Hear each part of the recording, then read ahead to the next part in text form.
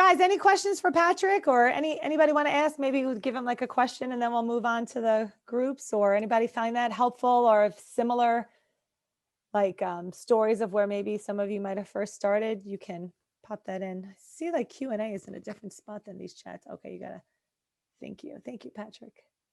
Okay, so as they come in, we'll pop in. So I wanted to, so based on this little bear thing, okay, do you guys understand this, right? Actual tree falling on your head, stop life, deal with it. But we constantly are in this like purgatory of, what if there's a bear? Memories of a bear, thoughts of a bear, okay? Feelings of a bear, sensations of a bear, okay? This is what we're targeting when we're talking about dare, not your thoughts. I'm not here to get rid of your thoughts. I'm not here to make your body feel better.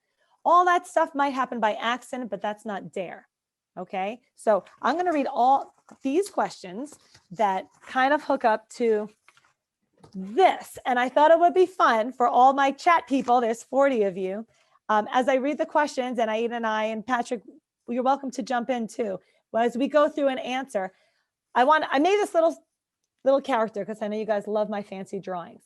So we fight thoughts, physical sensations, and feelings. So I put like rainbow here because it's like all different colors of things, okay? So I think as I read these questions, let's put a check on every time somebody's talking about thoughts, sensations, feelings, and anytime some sort of like doing comes up, because these are the questions we get. Probably 80% of our questions is going to be like what you hear coming in. Okay. These things are to be passively noticed, gentle acceptance. Oh, I notice I feel blank right now.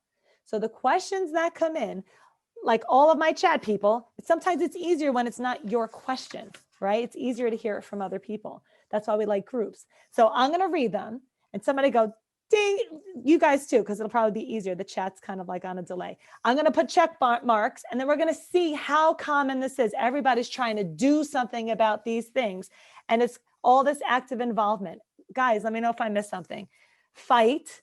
Why? Trying to calm down, trying to feel better. Comparing, Patrick, you already got there. Internally engaged, reassurance, is this normal? Anyone ever? Pushing, push through, fight through, got to push through this. Control, change, judge, should, beat yourself up, frustration, yeah, but, attach it to forever. Did I miss anything before we get going? I think you covered everything.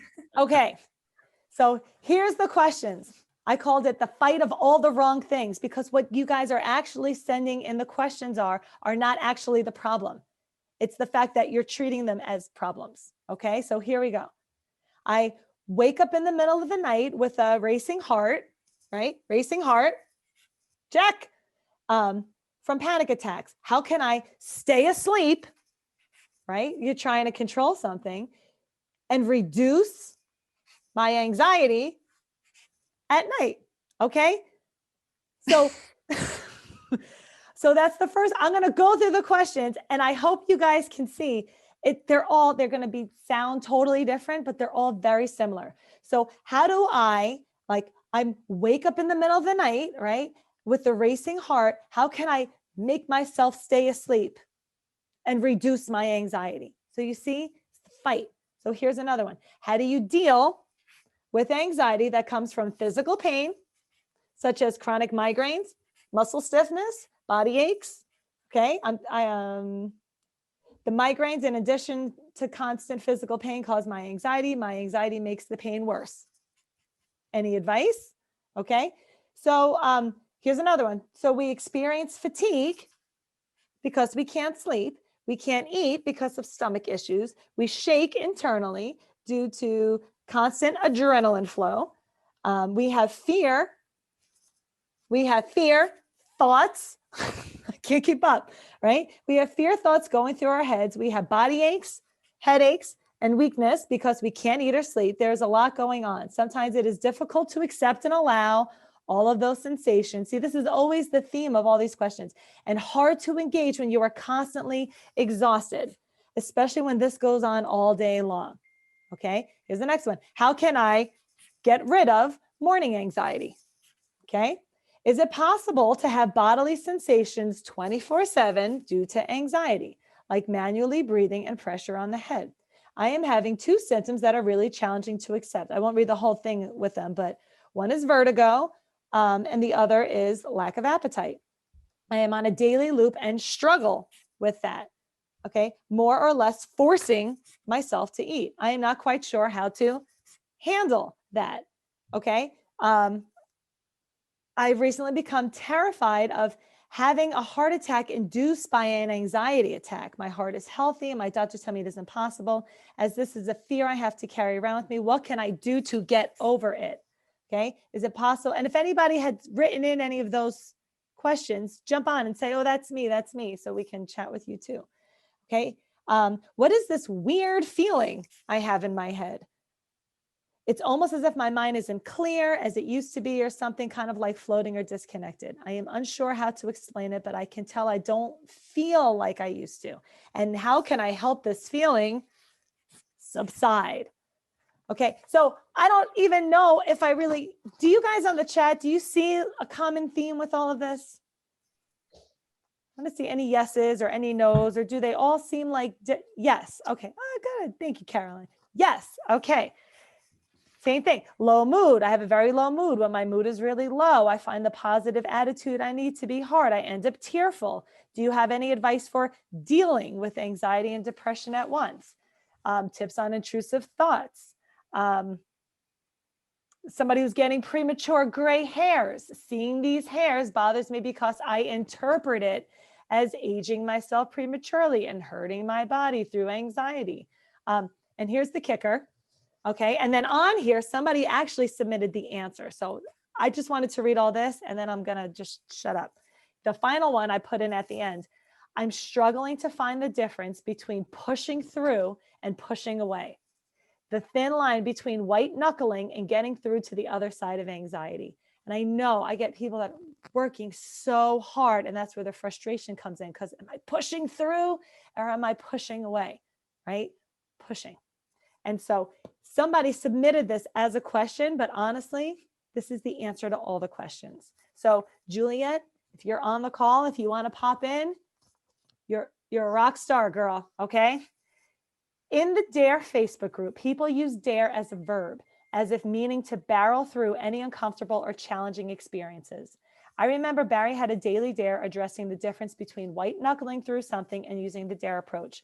I think you talked about that in one of your webinars as well. I read a few days ago the section of the book about healing with the heart in the section about supercharging recovery. If you look at the core qualities of the DARE response, you'll find things like acceptance, allowance, compassion, playfulness, and kindness. These are the real qualities that heal anxiety, and they are in fact qualities of the heart. In the end, you heal your anxiety with your heart, not your head. It's the light and warmth of a compassionate heart that clears the dense fog of anxiety. Your mind can manage and control anxiety to some degree, but it doesn't have the transformational power to heal it. That power comes from the heart. When your anxious mind is taken out of the way, it's your heart that allows peace of mind to be restored. I feel like the heart of the DARE process is really the heart, and that it somehow doesn't get the attention that it could. Could you maybe talk more about the role of the heart in DARE and how to connect it to get to a place of acceptance and allowance? And how does it relate to the run towards step? Wasn't that great?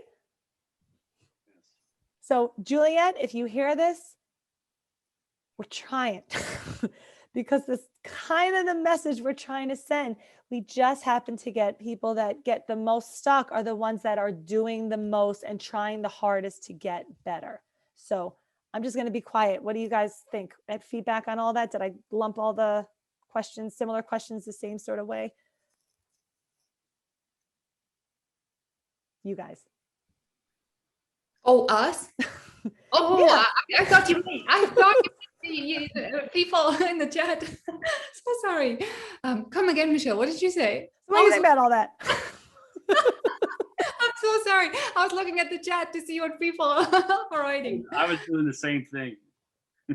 So it's like, I put all those, like, I could keep going on this, right? And say like, I feel, I have a thought, I have a question about this sensation, a question about this thought. How do I feel? How do I fight through? How do I push? How do I dare through this? And like Juliet sent in the perfect question, which actually ended up really being an answer. That's really what we try to address hours and hours a day. It's not get rid of, it's teaching you people how to let go of, gentle acceptance, passive allowance. So yeah, I put all those questions together and then ended with what she submitted because it just all seemed to tie in together. So if you guys wanted to add to all of that. So try and analyze your behavior. Just take a look at what you are not doing and what you are doing. So there is a trigger. A trigger can be a thought, a bodily sensation, a situation, a memory, whatever it is. And then just observe what you do next. There's the trigger, then there's the fear. This fear creates a bodily reaction. And you will have matching thoughts, what if thoughts, intrusive thoughts. We cannot control any of that. But what we can control is how we behave then. The next step. What are you doing then? Are you going into Google? Mm-hmm. Are you going into Dear Advanced? Does anybody ever? Is this really a symptom of anxiety? And this question implies that you don't really believe that it's just anxiety, but it must be something much more serious. And that search for an answer, what it might be, this is what keeps you stuck. It keeps your focus on the anxiety and on the sensations, the endless question about why, what is going on, what is going on. It's almost like your brain has no context. When you have a panic attack when facing a bear, you don't fear the fear because there is context. You can see the bear. Mm-hmm. And when the bear leaves, you're fine again. But with generalized anxiety, especially, your brain has no context. You just feel all this fear all the time. And since you don't know why, you don't see an external threat somewhere, your mind turns inwards. And the context now becomes one of something is wrong with you. Right. And now go and find out what it is to save your life. Mm-hmm. This is the urge. This is what anxiety makes us believe. And if we follow that urge, then we go in circles because there will be another sensation and another one and another one and another why will come up and another why will come up and you will keep searching. And this is what is the fight. This is what draws you away from your life and from your values. So if you want to do something with anxiety, then do this. Focus on your values. Focus on your life. Do dare on the go, meaning you live your life, and when anxiety arises, I like that. Dare on the go. You work through it. When it comes, you don't sit at home and say, okay, now I'm going to wait till this passes. I'm going to put my life on hold. And when it's over, I'm going to go. No, first you go, you focus on your life. You do the things that you would do if anxiety would not be an issue for you. And you don't expect those things to be fun, to be cool, to be enjoyable. They will not be, as Patrick says. Look at it as practice. They will not feel good. But the pain of that discomfort will be less than the pain of staying stuck where you are. Not only are you missing out on everything in your life, but what I think is really the most painful thing is that you never get to experience what you're made of, what you have in you. And if you can't express in this life who you truly are, if you don't dare to find that out, you will always live and feel like a half human, if that makes sense. Mm-hmm. Like only experiencing half of your potential. And that is very, very painful. And time goes by. Time goes by faster than we all think. So dare through that pain, which will always be less than the one staying at home, restricting your life, not experiencing who you truly are. Right. And dare through pain means just feel what you feel as you feel it while you do the things you can do. We cross up the list. We're doing all the things to try and control pain, discomfort, thoughts, sensations, feeling. That's how we get it mixed up. I'm going to go live life, not with a goal of a feel. And that pisses people off so much, who's so mad at me, right? Right now, it's, well, what's the point of doing all those things? And that's why people do less. Well, I used to get so much joy and pleasure out of doing these things. Why bother?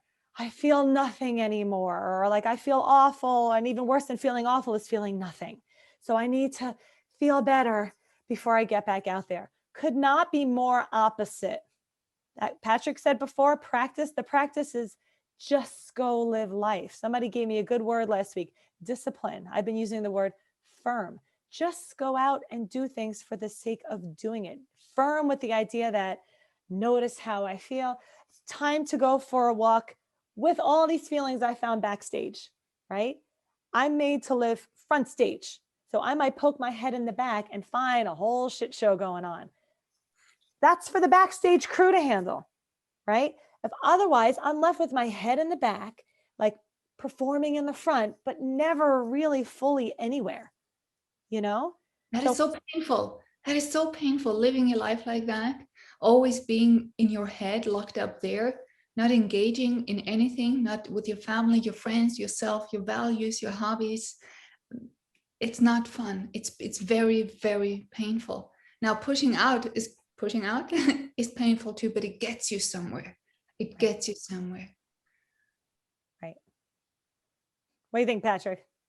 Yeah, I mean, I couldn't agree more. And I love the part about, the heart. And one of my biggest lessons that I learned, there was an aha moment for me around the gift that anxiety gave me is how brutally hard I am on myself, whether it has to do with anxiety or other things. And so the lesson for me, if I was willing to be open to it, was, Patrick, you have this anxiety and panic disorder, but you also have this as a result of it, played a big role in it, have learned to be so cruel to yourself, your soul, your heart, who you are as a person.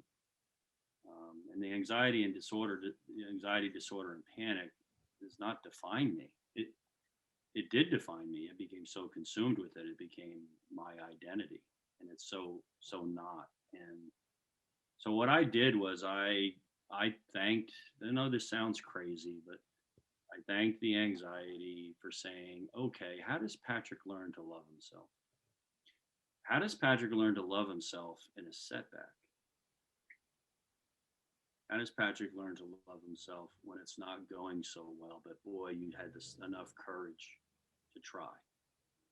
How does Patrick celebrate those things in feeling him and really feel him in his heart?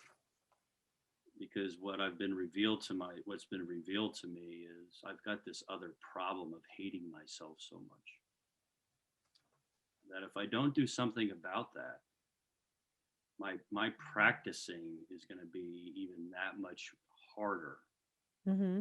because I'm quick to cancel it out, to beat myself up, to do all of these things. How do I find progress in anything if I hate myself so much? And that's, sometimes that's hard to hear, but I know in my own experience that I truly hated myself. I did. You said a good word in the beginning when you were just first started saying, you said, I've learned how to be so cruel to myself.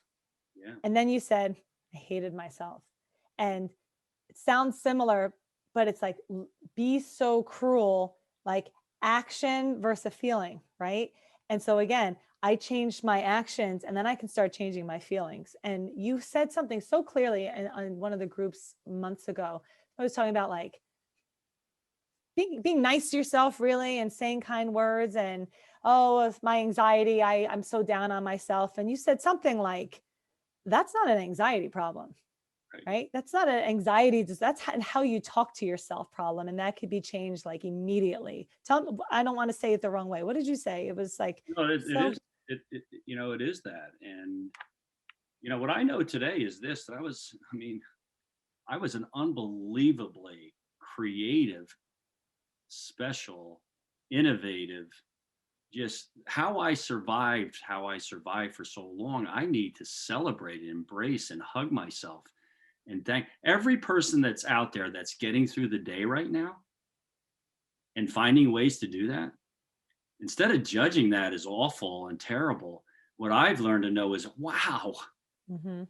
wow, that's pretty friggin' demanding, and you're doing it, and you should be celebrating who you are and your courage, your strength, your ability to want a better life. I mean, this wanting to improve, this wanting to do, those are the things that define you and make you so special. And instead of this victim and why me, and because that was me, victim, why me? I hate this, and when is this going to change? And I can't go anywhere, and I would judge myself all the time, and so loving myself is embracing that part of who I was back then. Man, that was courageous. Man, how did you figure out to get through that one, Patrick, with all this anxiety, and you did it? Mhm. Man, that's awesome, Patrick. You're really, just a special person. And so, that's so critical in all of this.